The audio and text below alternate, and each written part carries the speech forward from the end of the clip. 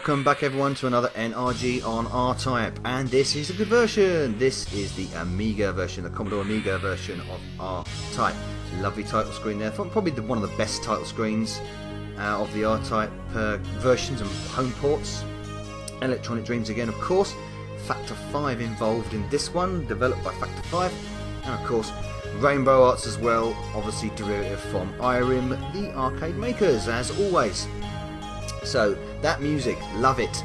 That music was recreated on the Amstrad CPC 128K version. So I wondered where that music came from, but it's come from the Amiga version, which is fantastic. Just like the arcade, that title screen, blue text, shaded nicely, animated well. Yes, very good, impressive. It's an impressive version. This does have a few flaws. It borrows traits from its younger brother's version, the Commodore 64, but we'll get onto that later. In the meantime, it's coloured absolutely beautifully, it sounds wonderful. We've got this lovely little intro here, so we don't get any effects straight away, but once the tune kicks in, we've got the explosions going on and everything else. And the sprite size, so if you look at the ST version, the sprite sizes are massive, and you can see the sprite sizes on the Amiga version are much more faithful to the original arcade, smaller, there's much more space to move around. The scrolling is absolutely wonderful, and the speed of the game is generally very much more balanced. This guy is pretty good. He's normally green, but he's white there, but that's fine. So these sprites move around really nicely. There's some good scrolling going on. It's paced well. It's very nice. Sound, I mean, look at that. Oh, just love the rendition of the R-Type theme there, and all the R-Type themes are using the Paula chip. Really nice. Nice to play. It's a bit funny in places though, and we'll get on that because again this suffers from a little bit of funny, strange collision detection. Like I used to say, we'll see, look, that's a bit weird. There, that guy being a bit aggressive there with the missiles, and there, my reflective lasers seem to bounce off things and not actually destroy them. That caterpillar is extremely well animated though. No background colour changes, which you get with certain versions, of course. The original arcade did that. Even I think the Commodore 64 version does the background colour changes, but we've got solid background with the Amiga version, which is a bit of a pity. He's got away. Extra little detail here put onto the jaws with these little green modules or whatever they are. By the reflective lasers though, there's a problem with the reflective lasers. They are the right colour, they're blue, they're not white, and they do seem to emanate from the right place. See, I just did there, this little pit sort of... right, yeah. That was me being a bit finicky. The controls are extremely sensitive on the Amiga version. Very sensitive, so you've got to be very careful with the stick, or the D-pad, or whatever you're using. See, I'm going to shoot these... See, they tend to... them little... turrets, they're a bit weird, them turrets, because they seem to you hit them and they don't get just damaged. And it's like they only have like a part of them that can be actually hit. Get out of the way.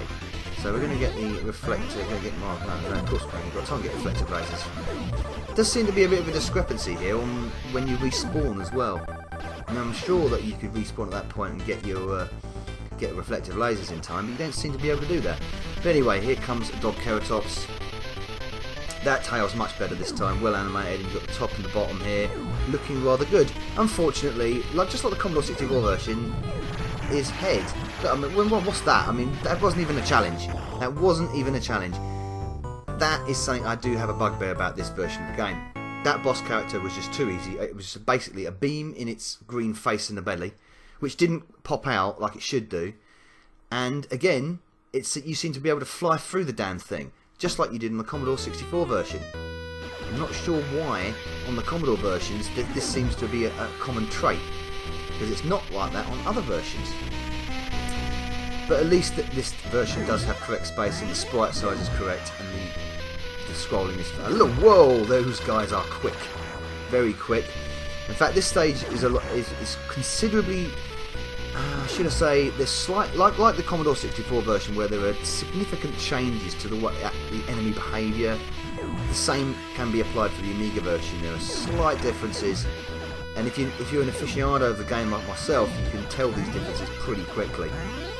Again, lots of these eyeball things coming at you. Again, can I destroy that? Oh yeah, I can. I can see I'm hitting it. See, I can try and destroy that thing. Can't seem to destroy it now. My God, them things are quick. How quick are those? Whoa! They have got a turn of acceleration, a burst. I'm not a fan of the fact that the R9 fighter appears to be slightly see-through. That's not great. The reflective lasers seem a bit weird when there's a background. I think that's probably why there's a background missing on the first stage, because the reflective lasers don't seem to look the same. They're very thin, and I mean that colour used is a bit off. And the snake, can you see the problem here with the snake? There's something about the Commodore versions where they can't seem to do the bosses fully right. Look how short it is. That snake should be at least double that length. A few colour changes here for the heart as well. Commander the heart. Very, very garish yellow on that. And that animation there with it going into the heart was a little bit off. I don't know why the snake is just so small. It's very short. And again, but pretty easy. Pretty easy to defeat this boss. It's not tricky at all. It seems to be different behaviour, just different behaviour to beat it. And there you go, and it's done straight away. I didn't even have to move. Every other version of the game I would have to move because the snake would flip its tail at you and get in your way of the eye. But no, you just sit above the eye like you would normally do, but just sit there and do nothing. Bosses seem to be extremely easy on this version. Transitions from stages, flawless. Look at them. That's just like the arcade. There's no fade out. There's no stopping of the action. It's just bang straight in. Stage 3 with the mothership, and pretty tricky to. Whoa! See, that is tricky to shoot because them beams are very fast.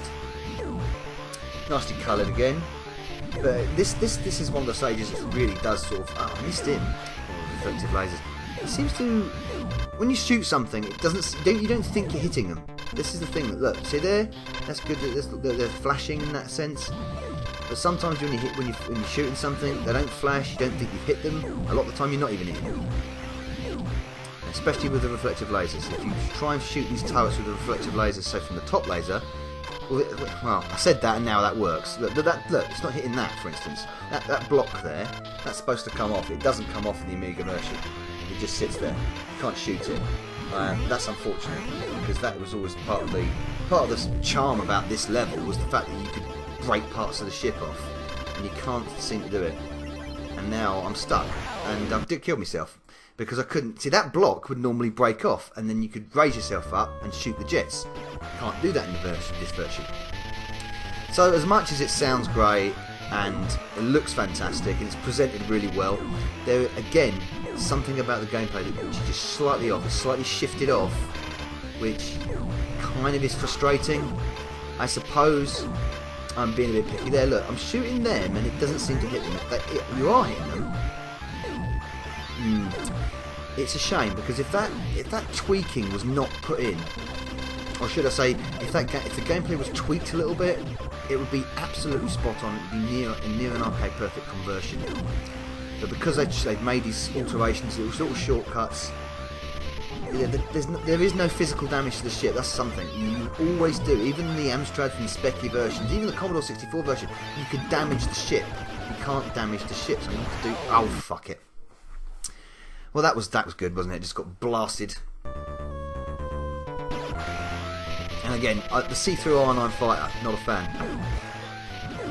I've just noticed something else as well on this stage 3. The brain walls that aren't there. So there are shortcuts being made on this Amiga version, probably to compensate for its really good graphic style, really good scrolling and sound. They probably have made little shortcuts, left bits out of the gameplay to make it graphically superior. I should be able to shoot the ship here and damage it, but I can't. That is annoying. It's frustrating. And it's a reason why it does annoy me with the Amiga version. It's something you can do on a lot of the other versions. There, I should be shooting that block there, and there's no lasers coming out of it, and it's just shot me. And that's it. So that is the Commodore Amiga version of R-Type. 1989 came out a year after all the other versions. It's graphically great, but the gameplay is again slightly off. Thanks for watching. Novabug out.